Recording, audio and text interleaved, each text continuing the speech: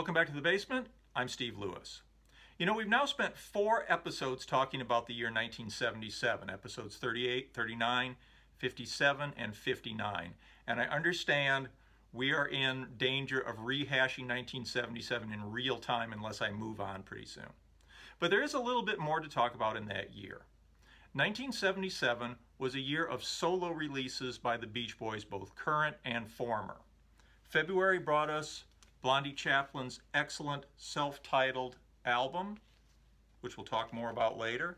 Of course, we'll also talk more about Bruce's May release, Going Public, which came hard on the heels of his Grammy win early in 1977 for Song of the Year, of course, for I Write the Songs, as featured on Barry Manilow's 1975 album, Trying to Get the Feeling. And of course, there was Dennis Wilson's solo release, the first solo release by a current Beach Boy. I found release dates for this as various as August 22nd, 1977 to September 16th, 1977. Suffice to say, it was released sometime in the late summer of 1977. Of course, Dennis was something of an underdog in the Beach Boys. It said that early on he wasn't even considered a member of the band, and that it was only the insistence of his mother Audrey that he be included that Dennis became a Beach Boy in the first place. He became a drummer by default. All the other instruments in the band had been claimed, so he was left to learn to drum.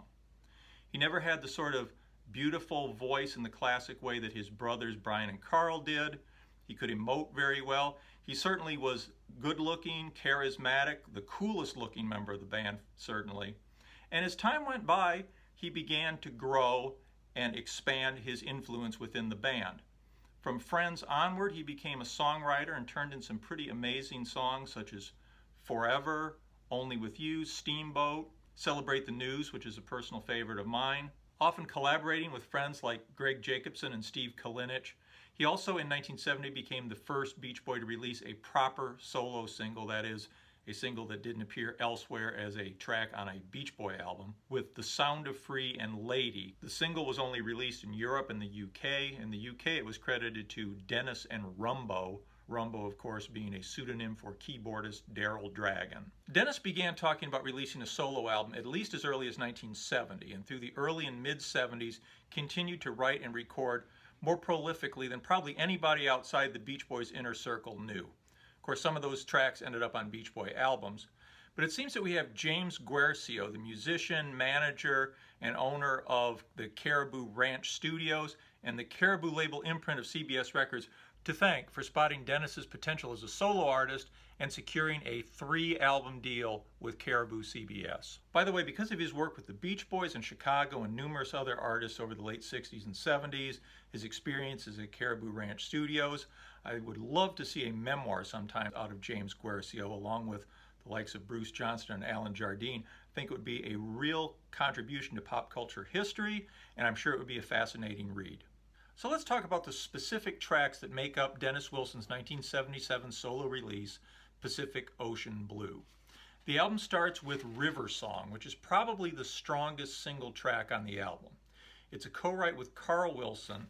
The opening piano piece dates back at least as far as 1970, with the song having been completed by 1973. The Beach Boys performed the song in concert several times during 1973, and apparently there's a tape from KABC TV, also from 1973, showing the Beach Boys rehearsing River Song. A Beach Boys live version from 1973 would be a really welcome addition to an expanded Beach Boy in concert release someday. It was released as the single from the album in Europe and came in a very nice picture sleeve in Holland and Germany. I remember when I first heard the album in 1980 being really struck by the line, "You can only see about a block or two in LA, that's the truth." It seemed like a very strange line coming from a member of the Beach Boys, though I certainly don't dispute it. I remember the air quality when I moved to LA in 1985. I got there in May, and around October, the winds changed and the sky cleared up, and I suddenly realized we were surrounded by mountains, which I hadn't been able to see up to that point. Dennis said that the song was inspired by his time spent in the High Sierra, and that he hated what was happening in LA ecologically at the time. Like a lot of Dennis's work here and elsewhere, it doesn't follow the usual pop song structure of verse, verse, chorus, verse, chorus. It rather ebbs and flows like a river and builds to a crescendo, which often happens in Dennis's work. He does structure his songs very often in very unique ways. He often seems to start composing by finding beautiful chord patterns on keyboard that he then turns into finished compositions, often working with a collaborator on the lyrics. Vocals on River Song feature Carl Wilson as well as the Double Rock Baptist Choir, who are used to great effect in the last portion of the song as it builds up to a crescendo. The Double Rock Baptist Choir had first appeared with the Beach Boys in the It's Okay TV special a year earlier, where they performed that same song with the group. Interestingly, in an interview with David Leaf at the time, Dennis said that 99% of the vocals on River Song were him. Now, I don't know how many people exactly are in the Double Rock Baptist Choir, but say there's 20. That would mean that Dennis contributed 1,980 vocals to this, which proves one of three things. One, Dennis was a voracious overdubber. Two, Dennis was terrible at math. Or three, and most likely, Dennis was given to hyperbole. The next track on the album is actually one of the weakest tracks on the album. It's called What's Wrong, and it has a sort of slow, loping, boogie-woogie feel. It's the most Brian Wilson-esque of any of the tracks on the album, and Dennis himself said that he was inspired by the feel that Brian used to get in his piano playing.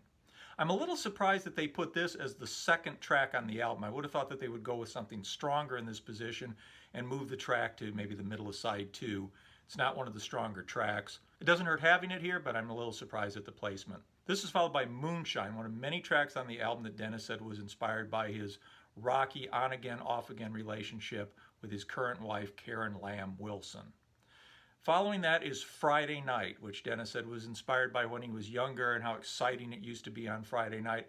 It opens with a very beautiful, dramatic instrumental sequence. Of course, when he references punks here, he's talking about inexperienced kids, not guys with mohawks and safety pins through their faces. We were just a little too early for that to be the reference. Next is the track Dreamer, with its very distinctive bass harmonica played by Dennis, along with, Dennis said, practically everything else on the track.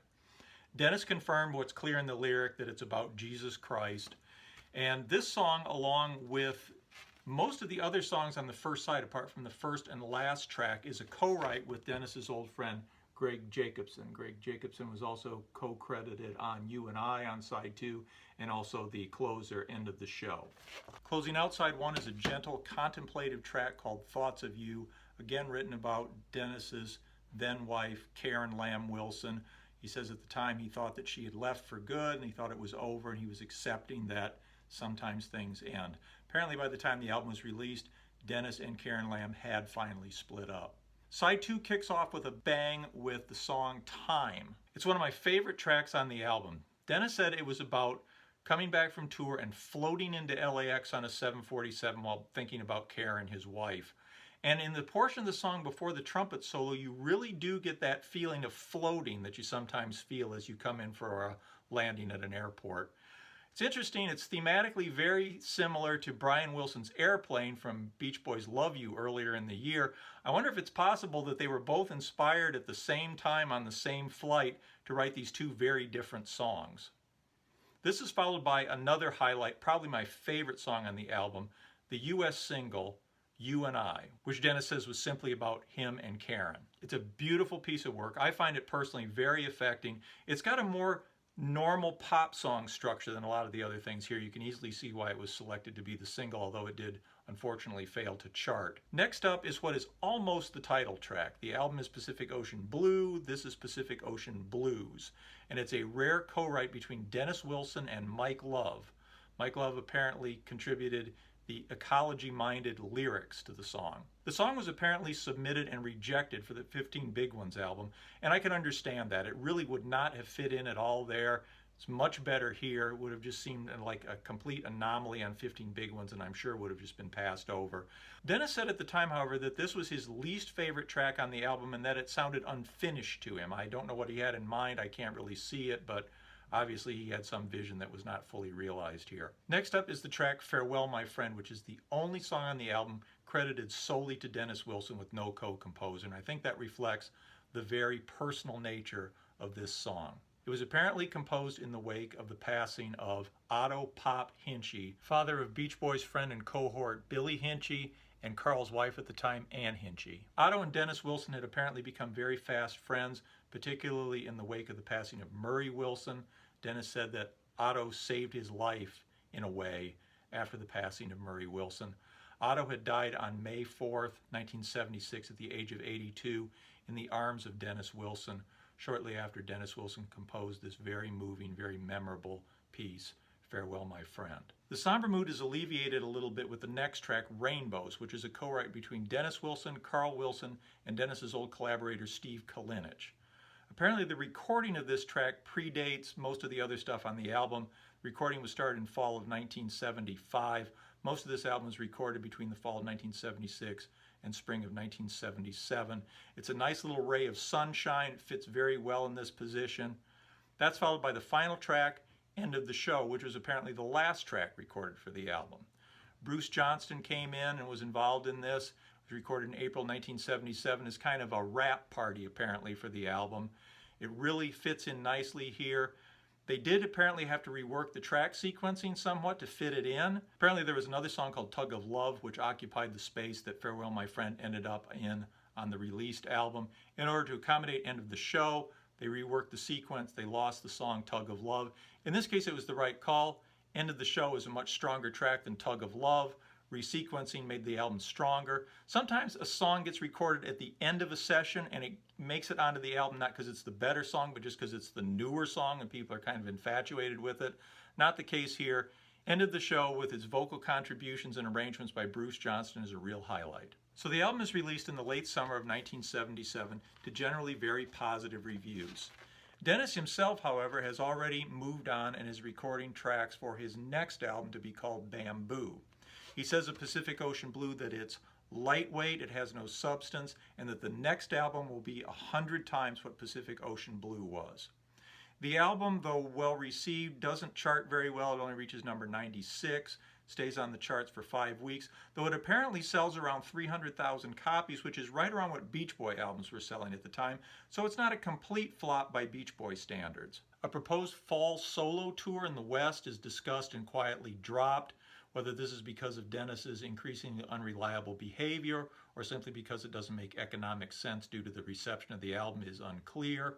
Some sources say that there was very little promotion of the album. Other sources say there was a lot of promotion of the album. My recollection is it was certainly not difficult to find copies of the album in the stores. They were very prevalently on display in all the record stores in the fall of 1977. There were some promotional items like this Dennis Wilson Pacific Ocean Blue badge that were available. Sadly, I think a large part of the problem with Pacific Ocean Blue's reception was down to the Beach Boys' public image in 1977. This was post-Endless Summer, post-15 Big Ones. I think people who knew who Dennis Wilson was assumed this was going to sound something like 15 Big Ones. They either picked it up expecting it to sound like 15 Big Ones and were disappointed, or they didn't want to hear something like 15 Big Ones and they passed it by. And of course, with no hit single and no strong radio play, most people simply didn't know what it was and passed it by completely. Dennis would have probably done better to get this thing out in 73, 74 when the Beach Boys were still considered a progressive band. Casual Beach Boy fans might have been more receptive and understood it better in those days. Sadly, Dennis's solo career quickly sputtered to a halt. The Bamboo sessions were abandoned. They were bootlegged in the 80s on bootlegs such as this one. Finally, in 2008, Greg Jacobson, James Guercio, and some of the other original participants came together to put together this excellent reissue of Pacific Ocean Blue, along with outtakes from the Bamboo sessions and also some of the leftover tracks from Pacific Ocean Blue. This is certainly a must-have in the Beach Boys catalog. Whatever came afterwards cannot diminish the fact that in 1977, Dennis Wilson put together a great solo album that showcases his talent as an artist. This remains one of my favorite things in the entire Beach Boy catalog. Love to hear your comments on this. I promise next week we will go far away from 1977 and we will stay out of 1977 for a while. I hope you enjoyed this. If not, I admire your patience on putting up with so much 1977. Please like and subscribe. We'll see you next week. Thank you and bye.